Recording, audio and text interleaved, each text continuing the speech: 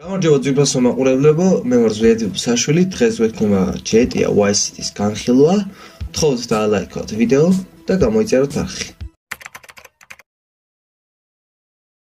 Grand Theft Auto Vice City. ეს არის მეგობრებო თამაში, რომელიც გამოიცა 2002 წელს. ეს იყო თამაში და ის დრო, როცა ხალხი მთელ დროს ინტერნეტ კაფეებში ატარებდა. და ამის გამო ხალხი კომპიუტერებსაც კი ყიდულობდა. თამაში მიმდინარეობს 1986 წელს გამოგონილ ქალაქ Vice City-ში, რომელიც დაფუძნებულია მაიამიზე. თამაშის სიუჟეტი ფოკუსირებას აკეთებს კოკაინის ვაჭრობაზე 1980-იან წლებში. Vice City იყო პირველი თამაში, სადაც წარმოდგენილი იყო სახალისო ფუნქციები. მოთამაშეს შეეძლო მეგობრებო, რომ გამოეყენებინან მფრინავის სატრანსპორტო საშუალებები, როგორებიცაა თვითმფრინავი და ვერტმფრენი.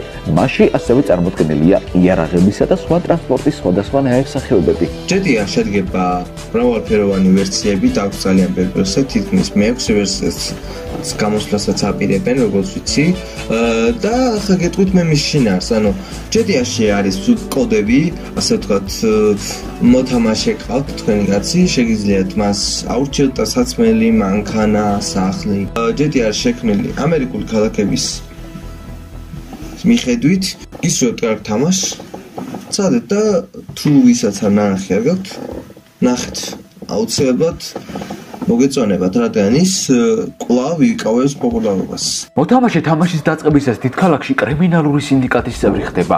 თამაშის მსვლელობისას კი ის ორგანიზებული კრიმინალური ქმედებებით წინააღმდება. სხვადასხვა მისიების მიზანია ქალაქის მეთაურების მკვლელობა და ჩვეულებრივი დანაშაულების ჩადენა, რომელიც აუცილებლად უნდა შესრულდეს თამაშის სიუჟეტის განვითარებისათვის. მკვლელობა და სხვა დანაშაულები თამაშის განუყოფელი ნაწილია. მისიების შესრულების შუალედში შესაძლებელია ტაქსაობით, ავტობუსის ბრძოლობით, ქუჩის რბოლით, ცეცხლის გაჩენით, თვითმფრინავით ფრენის და სხვა მრავალი ხერხით გართობა. უკანასკნელ სერიებში ძირითადად კი Grand Theft Auto 2-ის გამოსვლის შემდეგ მოთამაშეებს უფრო დახვეწილი სიუჟეტი ეძლებათ, სადაც მათ უიღბალო მოვლენების დაძლევა უხდებათ, რაც თავის მხრივ პერსონაჟს კრიმინალური დანაშაულებების შესრულების მოტივს აძლევს. GTA სერია მიეკუთვნება სიუჟეტის თავისუფალი განვითარების ჟანრს, რომელსაც არახაზოვან თამაშს უწოდებენ. ანუ მოთამაშეს სრული თავისუფლება ეძლევა თამაში.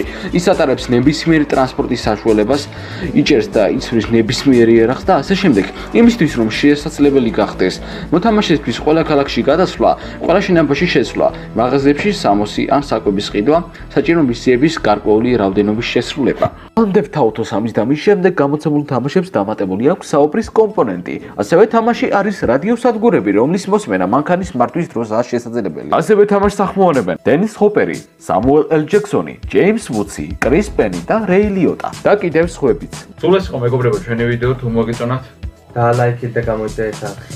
როდის